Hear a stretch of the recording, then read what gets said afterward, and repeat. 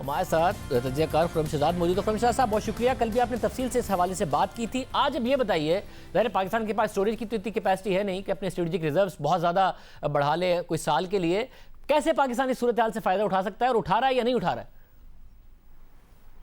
देखें, सबसे पहली बात ये कि जी नदीम बाबर साहब बात कर रहे हैं, बिल्कुल ठीक है, क्योंकि देखें इसमें 2-3 चीज़ें होती हैं कि आज जो बाइंग होती है वो 2 तरह से होती है। एक तो स्पॉट बाइंग होती है, एक फ्यूचर बाइंग होती है। फ्यूचर बाइंग में आप जो है वो कॉल ऑप्शन लेते हैं, definitely this is right to buy, यानी कि आपके पास ये हक आ जाता है कि एक ख़ास महीने बाद, 2 महीने बाद, 3 महीने बाद आप उसको बाय कर सकते हैं ख़ास प्राइस पे। देखिए, इसकी एक कॉस्ट होती है, उसे इंश्योरेंस कहते हैं।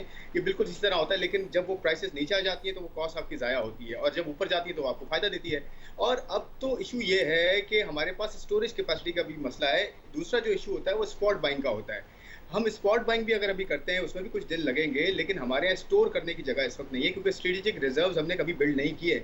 हमने पेट्रोलियम डेवलपमेंट लेवी तो चार्ज की, लेकिन उसको हमने जो स्ट्रेटेजिक रिजर्व्स डेवलप करना होता है, जैसे इंडिया ने किया, इंडिया की एक कंप्लीट कंपनी है स्ट्रेटेजिक रिजर्व बिल्ड करने की, जिसकी वजह से आज वो रिजर्व बिल्ड कर रहा है। सिमिलरली चाइना ऐसा कर रहा है और यूएस भी ऐसा कर रहा है। तो स्पॉट बाइंग का ये फायदा होता है। दूसरा जो कॉस्ट होती है, जैसे मैं कह रहा था कि जो फॉरवर्ड की कॉस्ट होती है, वो लेट से आज प्राइस चल रही है, मिसाल के तौर पे 11 पे आ गई है WTI, और आपका जो ब्रेंट आ गया वो तकरीबन $17-18 पे चल रहा है पर बैरल, और आपका जो बेंचमार्क है वो अरब लाइट है, वो इस वक्त $19 पे चल रहा है। अगर $19 पे आज हेज किया जाता है, यानी कि कॉल ऑप्शन लिया जाता है 3 महीने का, और ये कहा जाता है कि जी 3 महीने की कॉस्ट क्या है, तो कम से कम $5 से $60 शाज़ेब उस पे ऐड करने पड़ते हैं, वो कॉस्ट इंश्योरेंस की देने के लिए।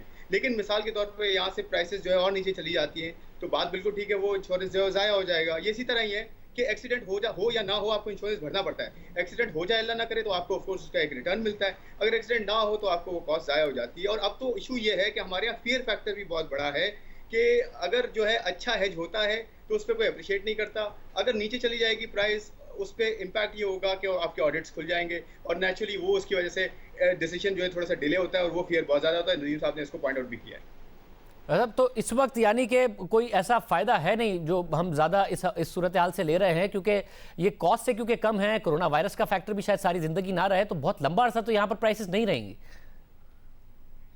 देखिए, इसमें एक सिल्वर लाइनिंग क्या है शाहजेब, पाकिस्तान के पास डेफर्ड फैसिलिटी है सऊदी अरेबिया की, तकरीबन 3.25 बिलियन, $3.25 बिलियन की जो है वो डेफर्ड फैसिलिटी गवर्नमेंट ने अवेल की थी साल पहले, और वो आज तकरीबन $500-600 मिलियन अभी तक मेरे ख्याल में उसमें स्पेंड हुए हैं।